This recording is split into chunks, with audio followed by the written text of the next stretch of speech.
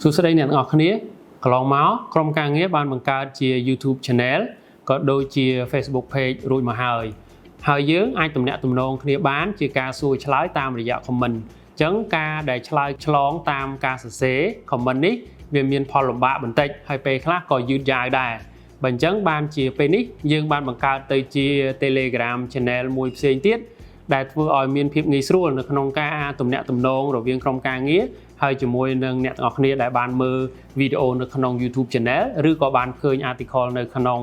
Facebook page អញ្ចឹងការទំនាក់ទំនងគ្នាដោយសំឡេងនេះវាមានភាពងាយស្រួលច្រើនព្រោះអ្នកទាំងអស់គ្នាអាចសួរបន្ថែមហើយជាមួយនឹងក្រុមការងារអាចឆ្លើយជាសំឡេងបានរាល់សំណួរដែលមានភាព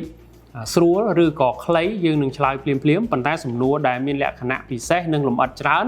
យើងនឹងអាចធ្វើជាវីដេអូមួយដាច់ដោយឡែកដើម្បីឲ្យមានភាពងាយស្រួលយល់ហើយក៏ដូចជាអ្នកផ្សេងទៀតអាចមើលហើយនឹងយល់បន្ថែមបានដូចគ្នា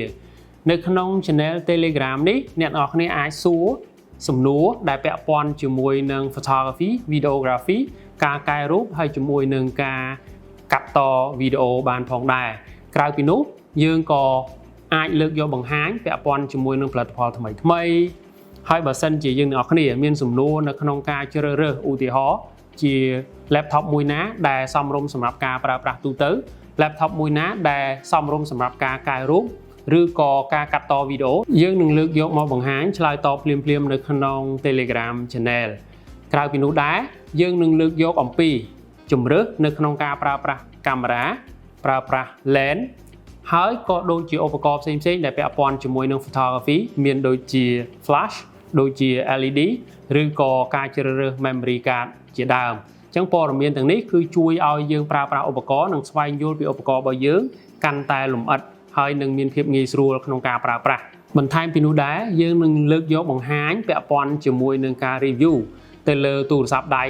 ដូចគ្នាព្រោះយើងក៏មានការសហការជាមួយនឹងក្រុមហ៊ុនទូរស័ព្ទដៃដែលយើងនឹងលើកយកមកបង្ហាញនៅទូរស័ព្ទ model ចេញថ្មីតើវាសមរម្យសម្រាប់ការប្រើប្រាស់បែបណាខ្លះវាមានភាពល្អប្រសើរយ៉ាងណាខ្លះយើងនឹងលើកយកមកបង្ហាញដូចគ្នាហើយឆ្លើយឆ្លងគ្នានៅក្នុង Telegram channel នេះបើសិនជាអ្នកនរគ្នាមានចំណាប់អារម្មណ៍យើងអាចចូលទៅក្នុង link នៅខាងក្រោមហើយចូលទៅក្នុង Telegram channel នេះក្លាយទៅជា member ព្រោះយើងមិន add ឬក៏ដាក់បញ្ចូលអ្នកនរគ្នាដោយគ្មានការអនុញ្ញាតទេព្រោះអាចនិយាយថាបើសិនជាក្រុមការងារ add អ្នកនរគ្នាចូលហើយយើងមិនចាប់អារម្មណ៍ឬក៏មិនចង់ដឹងចង់ឮបន្ថែមពាក់ព័ន្ធជាមួយនឹងអ្វីដែលបានលើកឡើងខាងលើវាคล้ายទៅជាការរំខានទៅវិញអញ្ចឹងបើសិនជាអ្នកទាំងអស់គ្នាមានចំណាប់អារម្មណ៍ចង់ចេះចង់ដឹងឬក៏យល់ពីព័ត៌មានបន្ថែមពាក់ព័ន្ធជាមួយនឹង photography videography camera lens laptop ឬក៏ mobile phone គឺចូលទៅក្នុង Telegram channel នេះទៅបាទអញ្ចឹងយើងនឹងជួបគ្នាទៅតាម YouTube Facebook ហើយក៏ដូចជា Telegram channel ផងដែរជួបគ្នានៅទីនោះ Close your eyes